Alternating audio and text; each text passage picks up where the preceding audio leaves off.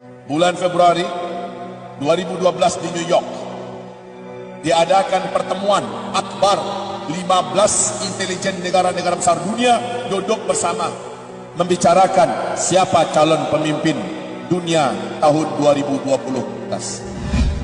Mereka kaji dengan mendalam, dengan serius, sesuai dengan kepakaran dan keahlian mereka. Akhirnya mayoritas peserta dari 15 intelijen negara besar dunia ini sepakat mengatakan yang memiliki kemungkinan terbesar memimpin dunia 2020 ke atas adalah khilafah Islamiyah. Allahu Akbar. Zaman kita sekarang persis seperti kisah ini kembali, bahwa Rasulullah SAW bersabda, nanti di akhir zaman akan muncul seorang lelaki dari keturunan kandungku yang akan melenyapkan semua kezaliman yang ada di muka bumi, yang akan menghentikan semua kejahatan, yang akan menutup pintu-pintu kediktatoran dan mengembalikan dunia kepada puncak keadilan. Laki-laki itu, kata Rasulullah, dari keturunan kandungku, dari Hasan bin Ali.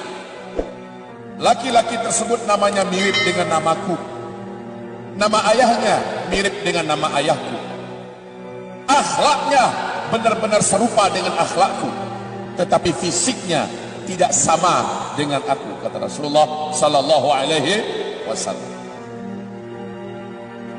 Orang-orang mulai mengincar-incar nih, siapa kira-kira? Allah, alhamdulillah, Rasulullah memberikan gambaran kapan kelahirannya. Rasulullah bersabda, dia lahir di akhir zaman, ditandai dengan terjadinya 2 kali gerhana dalam 1 bulan Ramadan. Nanti ketika dia sudah berusia 40 tahun, di hadis yang lain mendekati 40 tahun, sang pemimpin besar dari keturunanku ini, Nabi memberikan gelar kepadanya Imam Al-Mahdi, akan dibaiat di depan Ka'bah untuk bersedia memimpin umatku keluar dari kegelapan menuju kepada terangnya cahaya kemenangan. Di usia 40 tahun, di hadis yang lain mendekati 40 tahun. Jadi kelahirannya ditandai dengan terjadinya 2 kali gerhana dalam 1 bulan Ramadan. Kemudian dia dibaiat menjadi Al-Mahdi untuk memimpin umat Islam yang beriman seluruh dunia di depan Ka'bah di usia 40 tahun atau mendekati 40 tahun. Ketahuilah, di Jazirah Arabiah seluruh dunia memberitakan tahun 1981 telah terjadi 2 kali gerhana dalam 1 bulan Ramadan 1981 itu. Dan hebatnya 1982 tahun depannya terulang lagi, terjadi lagi 2 kali gerhana dalam 1 bulan Ramadan di Jazirah Arabiah. Masya Allah. Maka para ulama-ulama kita dari ulama-ulama dunia Ahlus Sunnah wal Jamaah mengatakan bahwa sosok pemimpin terakhir yang akan memenangkan Islam di akhir zaman telah lahir 1981. Secara Masehi, usia sang calon pemimpin besar, pemersatu umat Islam dan pemimpin kita bersama yang akan memenangkan dunia, yang akan memimpin kembali seluruh dunia ini dengan pemerintahan Islam yang penuh dengan keadilan, kesejahteraan dan kemakmuran, usianya sekarang ini sudah 38 tahun lebih. Rasulullah bersabda, dia dibaiat di depan Ka'bah di usia 40 tahun. Di hadis yang lain mendekati usia 40 tahun. Artinya sudah dekat sekali. Betul? Keadaan umat Islam menjelang dibaiatnya Al-Mahdi, kata Rasulullah sallallahu alaihi wasallam, Islam di mana-mana benar-benar dizalimi, diperangi. Kaum muslimin betul-betul tidak dianggap sama sekali, bahkan dibenci, dimusuhi. Lihat Uighur sekarang ini di Cina, ya Allah. Xinjiang, betul-betul luar biasa penderitaan mereka. Rohingya di Myanmar sana. Lihat keadaan kaum muslimin hari ini di Syria, di Palestina, di Yaman, di Iran. Lihat nasib kaum muslimin di mana-mana, wahai Allah. Dan juga di Indonesia, luar biasa. Tetapi sebentar lagi, insya Allah Ta'ala, Allah akan terbitkan matahari Cahaya kemenangan sebentar lagi akan muncul. Walaupun musuh-musuh yang sedang berkuasa di timur dan di barat tidak suka dengan kebangkitan Islam, Islam tetap akan bangkit soon, very very soon. Sangat dekat sekali insyaallah ta'ala. Dan itu terbukti. Bulan Februari 2012 di New York diadakan pertemuan akbar 15 intelijen negara-negara besar dunia duduk bersama membicarakan siapa calon pemimpin dunia tahun 2020. Dalam pembicaraan itu muncul 4 kandidat yang akan memimpin dunia kelak.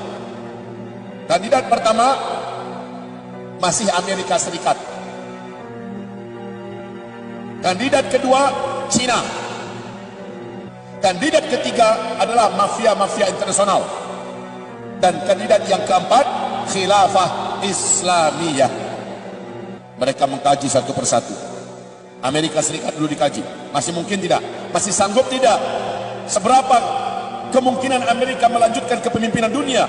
Setelah dikaji oleh 15 intelijen negara besar dunia, sepakat seluruhnya mengatakan Amerika mustahil mampu melanjutkan kepemimpinan dunia.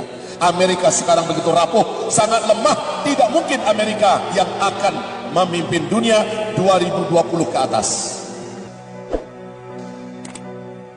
Dikaji Cina dengan segala kemampuan yang dimiliki oleh Cina, segala peluang-peluang yang ada pada Cina untuk memimpin dunia, maka mayoritas peserta sepakat mengatakan, intelijen besar dunia ini sepakat mengatakan tidak, Cina sangat rapuh untuk bisa memimpin dunia. Maka masuk pada opsi yang ketiga, mafia-mafia internasional. Mereka lah yang akan memimpin dunia ke depan. Dikaji kemungkinannya, maka rontok kemungkinan yang ketiga. Lalu yang keempat, opsi keempat, Khilafah Islamiyah. Mereka kaji dengan mendalam, dengan serius, sesuai dengan kepakaran dan keahlian mereka. Akhirnya mayoritas peserta dari 15 intelijen negara besar dunia ini sepakat mengatakan yang memiliki kemungkinan terbesar memimpin dunia 2020 ke atas adalah Khilafah Islamiyah. Allahu Akbar. Peluang yang disebutkan oleh 15 intelijen negara besar dunia ini di New York di pertemuan NIC bulan Februari itu sesuai dengan nubuat Nabi.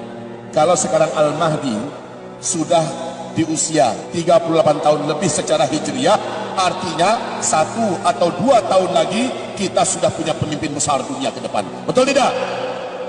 Allahu Akbar. Bergembiralah.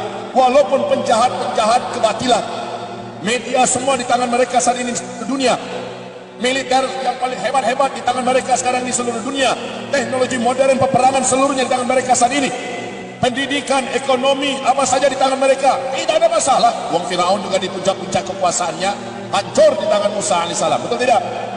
Musa ditolong Allah. Musa saat itu malah sedang tak ketemu jalan. Di depan Laut Merah, di belakang Firaun dan bala tentara siap mencincang-cincang. Mau kemana? Allah belahkan laut, Musa selamat dan kaumnya, Firaun tenggelam, habis. Namrus juga di puncak dijayanya, di puncak kekuatan kekuasaannya, habis oleh Allah Subhanahu wa taala. Sejarah akan terulang. At-tarikhu yu'idu nafsahu. Tarikh sejarah akan kembali terulang.